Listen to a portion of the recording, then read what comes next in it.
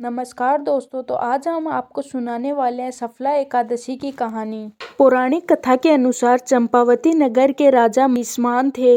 उनके 4 बेटे थे। उनमें सबसे बड़ा बेटा लुम्पक दुराचारी था, मांस मदिरा का सेवन करता था और संत ऋषि मुनि देवी देवता का अपमान करता था। उसके आचरण से राजा परेशान थे। एक दिन उन्होंने उसे महल से निकाल दिया तो वह चोरी करने लगा। उसकी इसी आदतों से नगरवासी भी परेशान थे। पास के वन में एक पीपल का पेड़ था जिसकी नगरवासी पूजा करते थे। लुम्पक उस पेड़ के नीचे रहने लगा। पोष्णकस दशमी तिथि को रात में उसे ठंड लग रही थी क्योंकि उसके पास कपड़े नहीं थे। वह सर्द रात में सोया था। सर्दी के कारण उसका शरीर भी अकड़ गया था। अगले दिन सुबह एकादशी को जब सूरज निकला तो दोपहर में उसे गर्मी लग रही थी और वह भूखा भी था। वह वन में खाने की तलाश करते चला गया और भूख और प्यास से वह बहुत ज्यादा कमजोर हो गया था, इसलिए वह शिकार नहीं कर पा रहा था।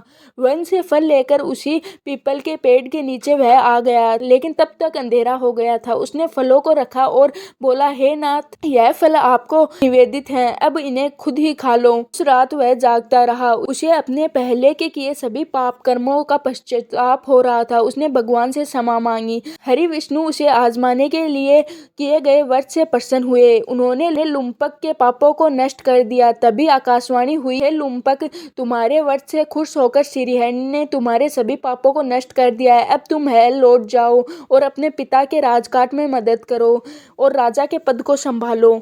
यह सुनकर लुम्पक ने भगवान विष्णु के नाम का जय जयकार किया और अपने महल लौट गया। उसके पिता ने उसे राजा बनाया और वह धर्म के मार्ग पर चलने लगा और राजपाट भी संभालने लग गया।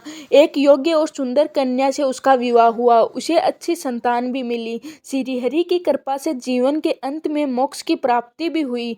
इस प्रकार जो व्यक्ति सफला एकादशी का व्रत रखकर भगवान विष्णु का पूजन करता है, उसे जीवन में सफलता जरूर मिलती है और उसे मोक्ष की प्राप्ति होती है। तो ये थी सफला एकादशी की कहानी।